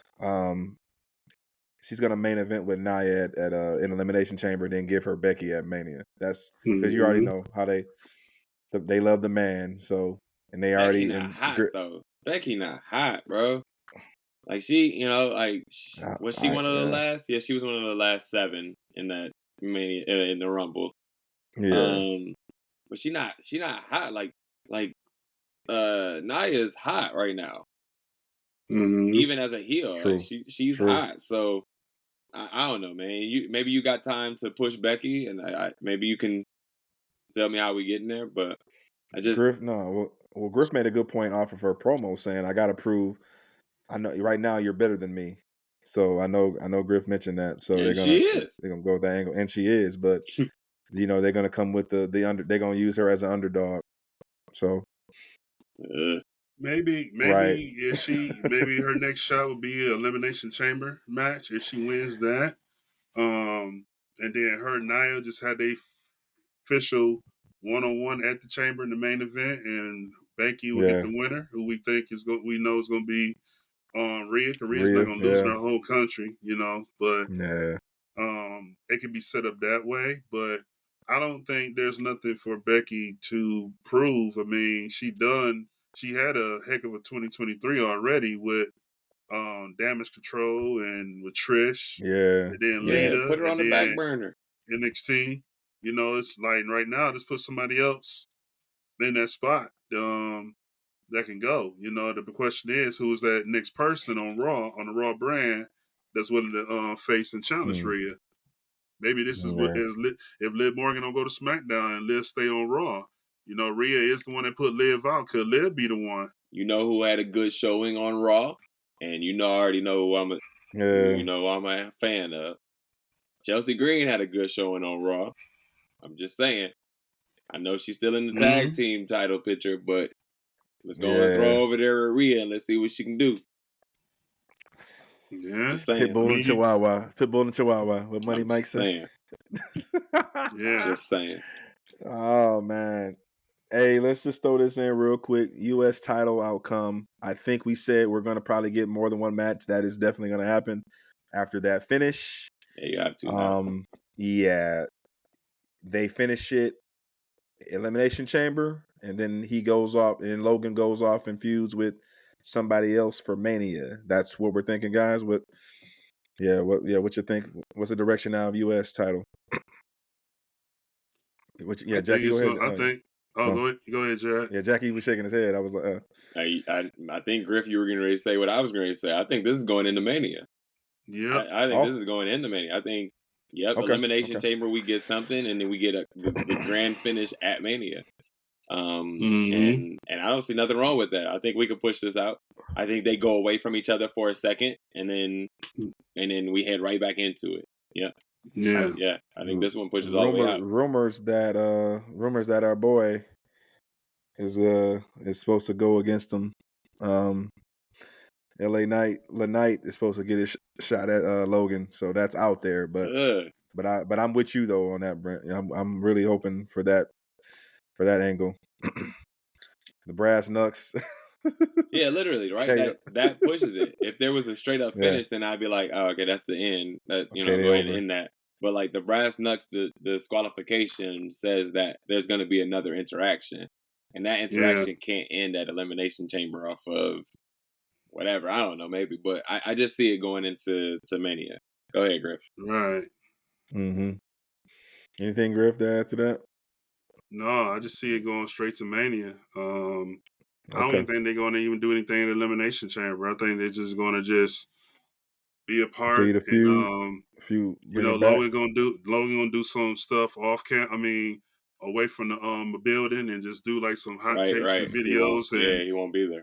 And he'll just show up and pop up when he do, or surprisingly, and continue that heat going forward. Yeah, that makes sense. So if they go at Mania, Jackie, they gotta give us a stipulation. They gotta give us a special match for it. Then, if they're gonna go, maybe it's gonna be like a Slim Jim match or something. I don't know, man. Slim Jim. Vitamin water. Well, they gotta bring. Hell in a Cell got to find its way to Mania somehow. Let's get a rap snacks match. Let's get a rap snacks match. I think Logan, come on, baby. Now's the time, baby. Prime and rap snacks, they go together. Look out! Let's go. Yeah, look out for Hell in a Cell coming back to Mania. It doesn't matter who they want to put in there. Right. So yeah, that's just my gut. But yeah, man. Overall, we got some. Let's talk about this. We're transitioning out of Rumble, but there was a specific spot in the men's Rumble. We got to talk about our boys. The state of our boys, and we talk weekly on, how we can fix them. New Day New Day showed what they're supposed to show. AOP Friday night, their interaction. I'm glad I missed it initially, but then when I went back to watch it, I wanted to throw up. But guys, what? Yeah, we're victims now. We're victims. We're victims. God bless Scarlett. We're victims now. We should file for the assault charges because we went. Let's talk about this timeline, gentlemen, and get the dates for me, Griff, because I'm gonna mess this up. The debut. We talked about like just the rumblings of the thought of them coming together. We're like, oh man, this is gonna be dope. Let's absolutely go after this. That was before. This could be to the level of Bloodline. Like that was September, right? That was Payback when they first started teasing this group, right? Payback. I don't even know. Summertime. I know summertime. We were talking about it. Like like just in our text. But like we put them on the same level as the Bloodline. Like like Roman and Bobby versus you know what I'm saying? Like that could go at it. And then it went to we could barely get it together to figure out if we were heels or faces, and we're still there. And now we're victims. We're victims in this situation, and it's like we called them out? We called them out, and they came out and beat our ass. They came to the ring. They came to the ring, and right? Beat our ass. And what? How? Like what?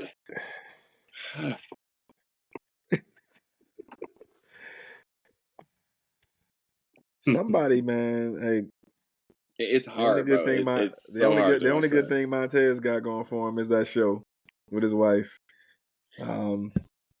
Hopefully that, but yeah, that was bad, man. That was the worst. You come to the ring to call them out, and then you end up laying on your back. Bad. Yeah, bro. Bad. They have no more credibility, man. Well, it was already questioned, but there's nothing else they can do now. And this is no hatred on the actual. Listen. This is no hatred on the actual athletes. Bobby, Dawkins, Taz, absolutely on board for them. Love them. We want their success. Booked. This is us like screaming for their success. But the booking of this is really, really confusing because we don't know what's actually happening here. 1 minute we're the enforcers of the LWO and we lost. Now we're the victims of AOP and we're losing. What's happening? Right. Like, what is supposed to be vicious about this group? What is supposed to be, like, we're going after the titles and it's going to be nothing but gold for us. And then we getting our ass beat every week. Yep. What are we doing? They have zero credibility, man. Like, it's it's just really like it's confusing booking, and I'm really hopeful for the payoff soon.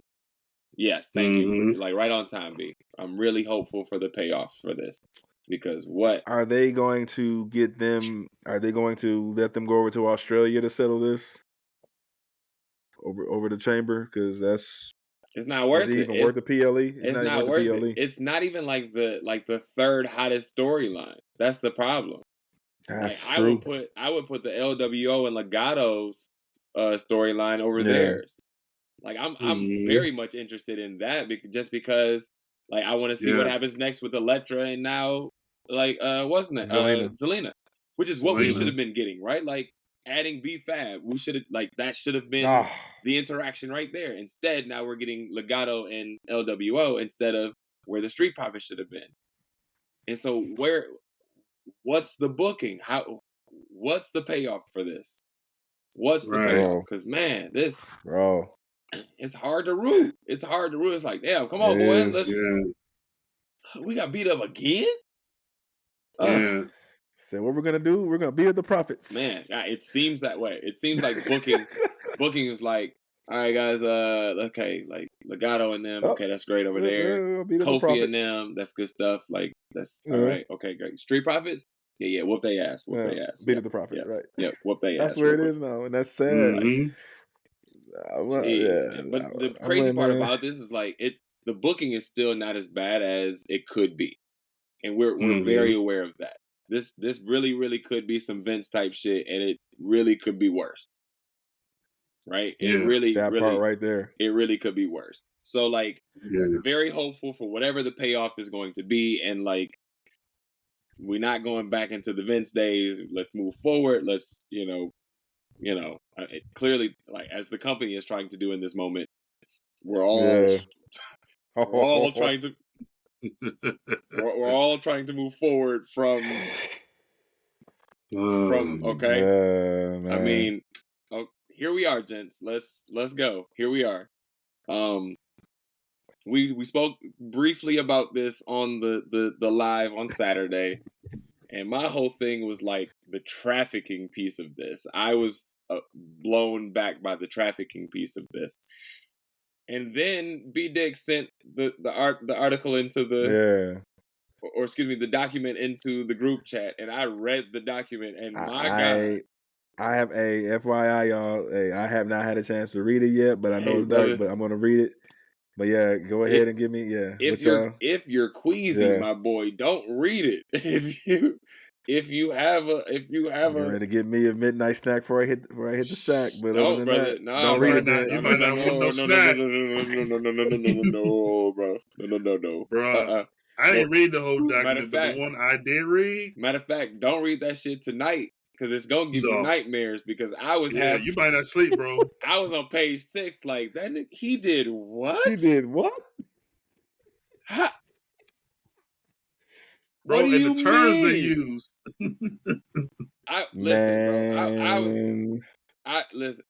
When Brian said that, I was like, I don't want to read that.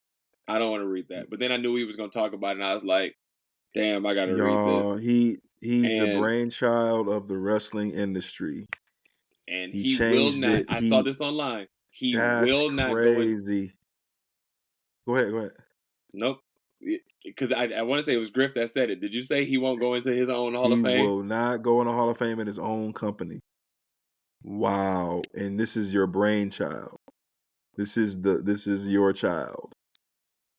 That's sad, bro. What's coming to light is really like these dudes that were in power during these few years these times were some true dirtbags. Like they were some true bums. Like these dudes that were in these positions of power and had this money and had this ability to change people's lives for the better and for the worse, oftentimes chose the worst. And my man, he literally thought I've heard Vince say this. He literally thought he is God, bro. Like that came out of his mouth. When for you to say that, bro, like that's narcissist to the 100th power, bro. Go read the document and you'll understand why he was saying what he was saying. What he was saying, right? But a lot of the stuff that, well, hey, for example, Jackie, when you was down here over the summer for Boopie's birthday, when we watched them old pay-per-views, what they called it back in the day, with him and Sable and all that, the angle that he had in those storylines. Take That's that. real. That was his real stuff, bro. Nah. Take now that. It's making sense. And ramp it up about 1,000 times. And then you got maybe the top 3 paragraphs of the document, not even the rest, bro. When I say scumbag, bro, like, I mean Vince, bro, like, my God. Go ahead, Griff.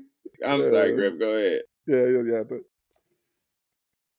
Well, I know Ryback having a field day now. Because Ryback for years, killing them. Ryback for years, like, got to the point where, like, bro, I'm not following you no more because you left the company and you still talking and bashing. Like, bro, move on. Like, eat some protein bars, do something. Now he's like, I've been telling y'all, I told y'all. But here's my thing. I'm looking at, I feel bad for Triple H. Yeah. I feel bad for Triple H more than anything because he has 3 daughters that has to go to school and hear this about their grandfather. I feel bad for Shane McMahon, who got 3 boys and a freshman in college that's probably getting torched about his granddad and got to deal with that. You know what I'm saying? Triple H was dodging them questions in the press conference like the Matrix, boy. Yeah. He did what he had to do, though. But yeah, go ahead.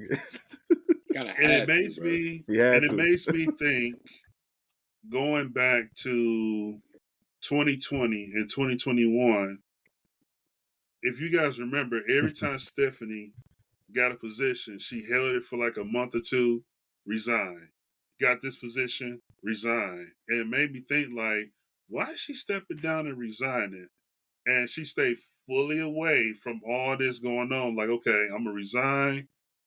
I think a lot of people knew what was going on, but then look who's coming out with him, Laurinaitis. I see people saying, no, get Pritchard out of there too, because that's a Vince McMahon boy. It's not good, y'all. It's not good. Like, I didn't read the whole document. I read a couple terms, and I know what those terms meant, and they kept it ready, kind of like lawyer Pacific. If you don't know those terms, you read them documents, you have access to Google, because I didn't have to Google nothing. I already knew what the terms were. Wise man said he read it all. I got to page 6 and was like, I should not read any further. I kept going, but like you need to read it all, bro. You need to read it all. Don't read it tonight because you don't want to have nightmares. No. Wake up in the morning, say your prayers, brush your teeth, go through your morning routine, and then right when you think you're about to have a good day, read it and let it bug up your rest of your day. Like, go ahead and let it bring down the rest of your day, because I like some of the stuff, bro, on there, and like, some of this.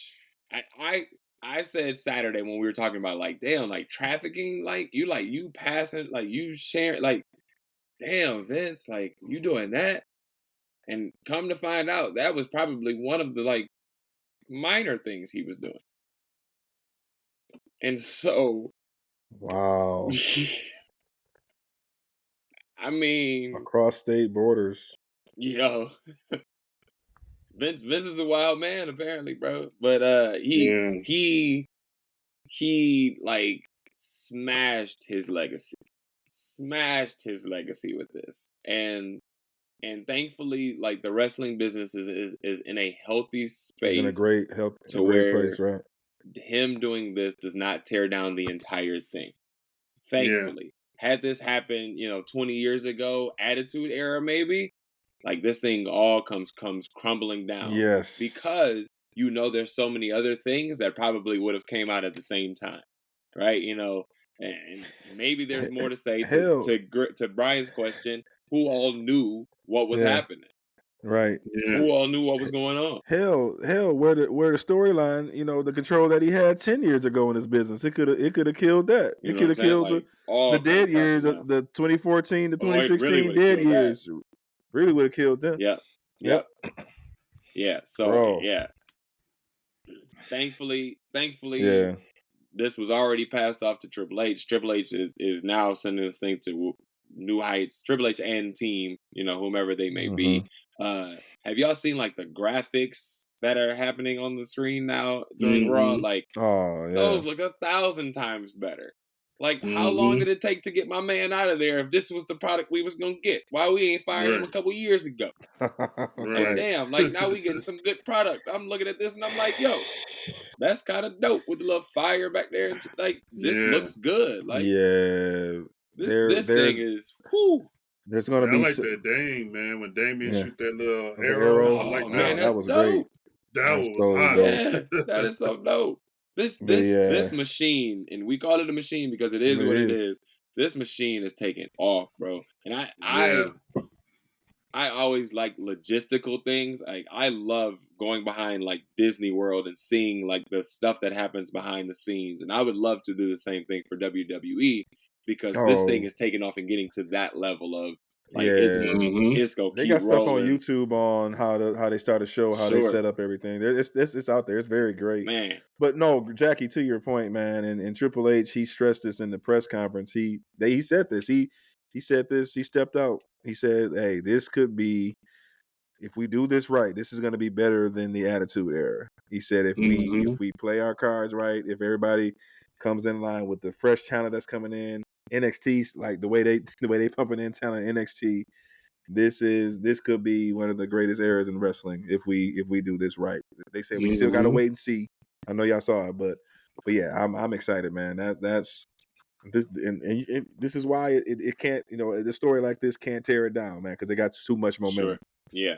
So that's what I'm saying. It's in a healthy space. It's in a a place where it could flow with no matter who's at the top of this now. It's gonna do its thing. It's gonna have its variations. Obviously we're getting a whole different situation from Triple H than we would have from Vince. So it's gonna have its variations, but it's in a healthy space. It created a whole new company after destroying one, right? Like to bring on AEW and like create that, like that's a product of WWE's lack of vision, we should say, right? And now we got a whole new company out of it. We don't watch it, but it's something. It provided something else for wrestling fans. It gave us more wrestling, which is great. Wrestling is in such a healthy space, and I love that for wrestling. I love that. Yeah, you think so? To that, and I'm gonna end on this question for both of y'all. So when you think about the heavy hitters of AEW right now, do you think if they had another shot, or if Triple H did it right, or if they didn't have those grumblings with Vince, how do you think Jericho and Moxley, Dean Ambrose would fare in this, with this level where the WWE is now? Is there AEW had Trips had this vision a few, 4 or 5 years ago? Say if WWE if it's in the spot it's in now. Say this was 5 years ago when AEW. Is there AEW with the way the WWE is rolling right now? What do you guys think? Griff? It's a yes and no. It's a yes and no because I'm more leaning to Jericho because Jericho's much older. I know Jericho's at a place where he likes to do different things and new things. Same as Edge. Edge was kind of like, yo, I did everything here. There's nothing else for me. Okay, what else can I do? Because I still want to keep doing this, but there's nothing else I can do. So I think it's kind of a yes and no. But the other thing was I think if Triple H would have stayed or came in earlier, I would believe not more Moxley. I think Moxley was kind of had like a big chip on his shoulder. I think he would still win. But I think FTR, the Revival, I think Aleister Black, even the Undisputed Era, I think, and Keith Lee, they all probably would have stayed here and not jumped if Triple H was there. And probably even Ruby Soho and Tony Storm as well too. Paige probably would have kept going, all because WWE has a different ruling policy when it comes to their injuries and things like that versus AEW Yeah, did. that's a good point. So I think Paige probably would still jump ship along with Daniel Bryan, but to answer the question, I think it's a yes or no. I think Jericho would have probably still left, but I think if Triple H would have came in early, Undisputed Era, was that Adam Cole, Keith Lee, FTR, and what was the other one name? Oh, Aleister Black. I think they probably would have all stayed. That's dope. That's legit. That's legit. You don't have one if you don't have the other. It's plain and simple. The things that led to AEW were because WWE got complacent. It kept doing the same things over and over again. It started to put out a trash product, and it was the only thing out there. And if it didn't get complacent, right, like there was no competition, so there was no reason to elevate their game. And so because now, when you got complacent, the people, your product, the people that you were supposed to be putting out there and making a bigger name for, you didn't. So they had to go somewhere else to get their name put out there. They had to create their own thing, which then forced WWE to realize, like, oh shit, like they're about to do something big. We need to step our game up and actually do our thing in order to do that. So if WWE doesn't get complacent, those people don't leave, we still get the same product. We never get this elevation because WWE never realizes that they're not putting out a good product. They were fine throughout those years, giving us the same thing over and over again, no matter how much we booed, no matter how much we screamed. They were fine with it because they were not listening to the fans. Because it was their story. We were going to watch no matter what because we were fans. We were going to watch. Right. But then when AEW popped up and all of the stars started to leave and they were going over there, and we realized we watched the first one, like what's happening over there. We want a different product. We want to see what's going on. We stuck with AEW for a couple months, for a couple years maybe. Until we ultimately came back to WWE. I remember watching the first we watched the first PLE at Mom and Dad's, and then I watched it at your crib. And SAG, So we wanted to see something new. And if there wasn't that want for something new, we don't get this elevation that we got right now. And so we still get the same product that we were getting throughout the 2010s. Dope. So, thanks, boys. All right, man. Let's switch it up, man. I appreciate y'all, and this discussion has ebbed and flowed, and I'm always here for that part of it. I got a challenge for you though, and I know Griff brought this to us, but here's tonight's challenge. We're gonna do a dream match, and here's how this is going to work. Griff, you want to say this? You want me to say it? You can go ahead. You can take the floor. Okay. All right. Okay. Griff's request here is, if you are a WWE superstar and you're granted one dream match, what's this match going to be? Like, give us the details of this match, such as who is your opponent, and why you selected this person as your opponent. Are you a face or are you a heel in this situation? Where is this event taking place? On TV, PLE, house show? What you doing? You know, who's going over and why? And give us the breakdown. All right, like give it all to us. I mean, Griff, you kind of have to go first, my guy, because this is just set up. All right, this is just set up. Yeah. So give it to us. Well, we already know the answer to number 2 because it's already on my hat, so you know who I'll be. But my opponent would definitely be the Dead Man Undertaker.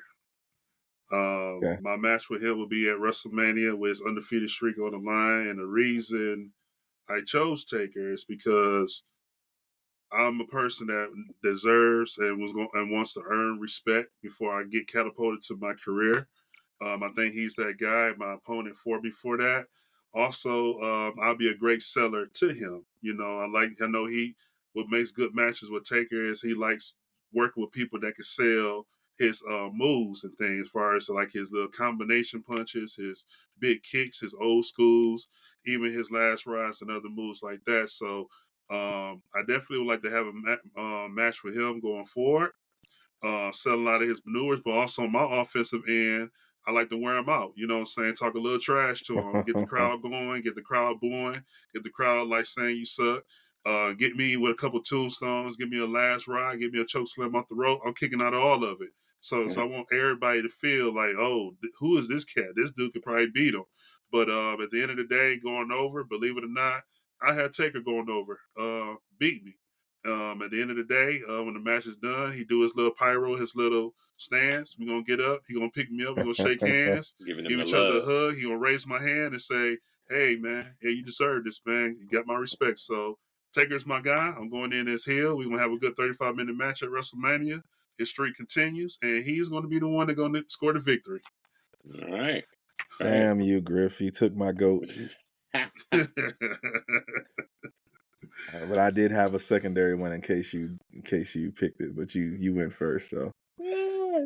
That's good though. No, that's dope though. That's dope. That's Taker was definitely my pick, but Taker was my first pick. But for the sake of the show, I did have a number 2. I'm having a dream match, and I'm gonna mess with you on this, Jackie. And I hope, and let's give this episode to Spike. I'm actually having a dream match with the excellence of execution. Okay. Bret the Hitman Hart. Reason being because, man, he's got, I was always, it's not an honorable mention.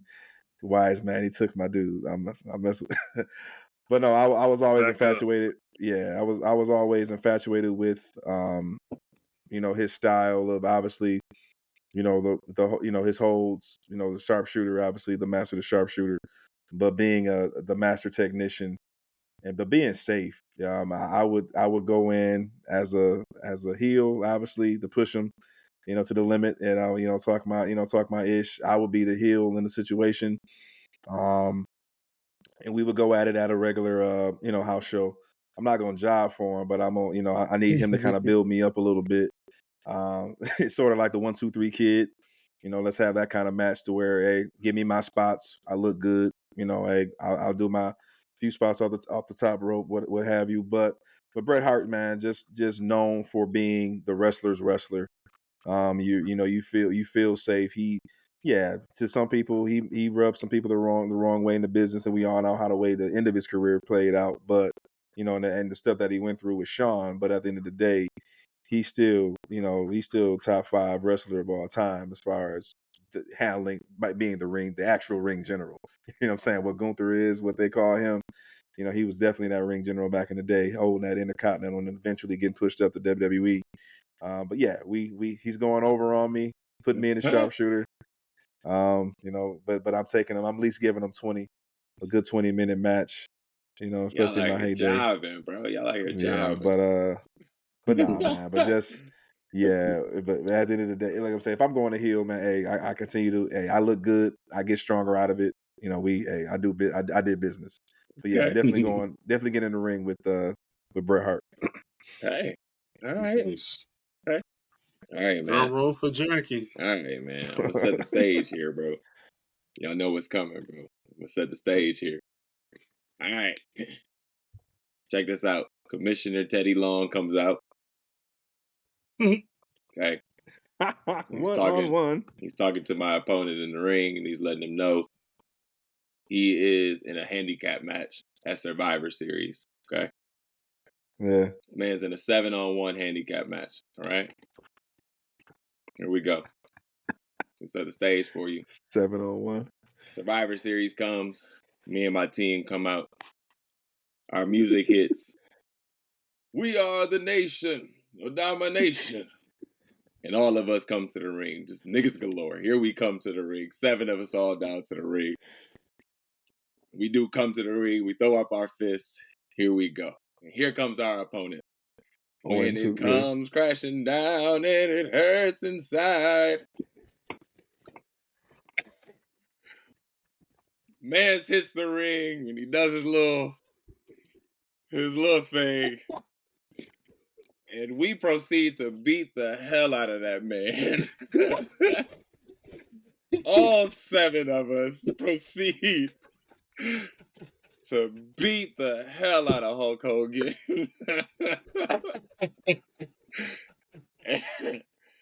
That's my dream match, gentlemen. That's my dream match. We 5 stars. Thank you, B. 5 stars out the gate. Out the gate.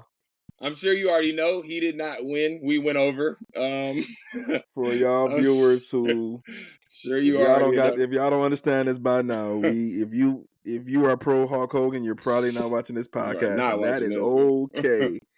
So not watching this one. That is classic, Jackie. Good one.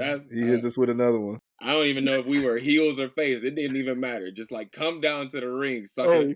Like for so the music hit. Hey, no, because Wise Man. Yeah, Wise Man said 0-2. Hey, he right there with you. Enough right, that's what I'm saying. Owen right here with us. Yep. Enough is enough, and it's time for a change. Time for a change.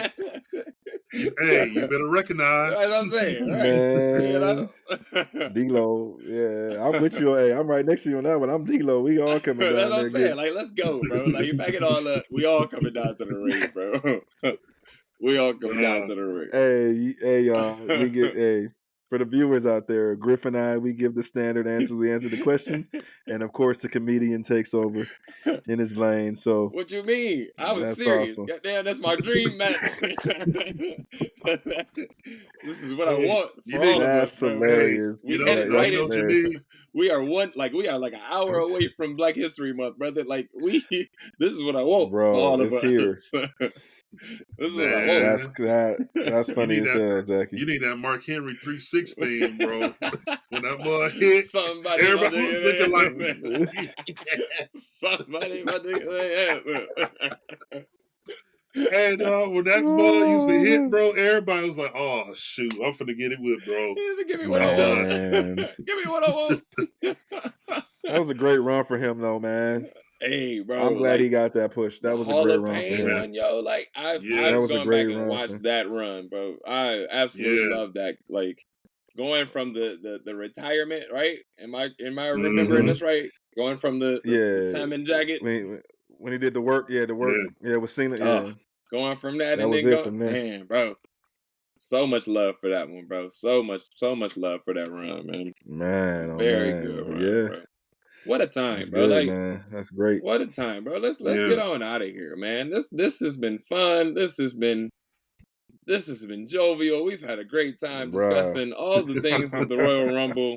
We had a dip in the night when we talked about them damn Street Profits and that booking. But ending on a high note here, man. Griff, I love the dream match idea, bro. We definitely got to bring this one back, bro. And this has been great, man. Well, let's get on out of here, man. Nah, B, get off the chat, bro. Griff, man, let the people know where they can find you, man. Man, find me on IG at GriffNation84 and X, formerly known as Twitter, CGriff84. Indeed, hit my man's up over there. Coach, let the people know where they can find you. All right, yep. You can find me on IG, Coach Montay 24. Yep, so hit us up. Continue to check in with us. Yep. Come on in, hit the like and subscribe button, support. My man's B Dick said hit him up on Instagram somewhere. And also hit him up on Cash App at BDix989. You can hit me up. I'm Jackie Miles. You can hit me up on Instagram at JackieMiles42. Also on Twitter as well, X, whatever that may be. TikTok somewhere. I'm out there somewhere. You know what it is. But ladies and gentlemen, we just appreciate all of the love and support that y'all continue to show. Make sure that you like, share, and subscribe. Send this out to your friends. Comment down below what your favorite dream match would be. And if you want to join us in the Nation of Domination and jump in on a little bit of Hulk Hogan, let us know. We'll definitely let y'all in on that one. We appreciate y'all. This is Ebony Championship Wrestling signing off. But Coach, let them know, man. Yeah, we never tapping out. And we'll see Except y'all Hulk next Hogan. time. All right. We'll see y'all. Peace out. Peace out. All right, peace out.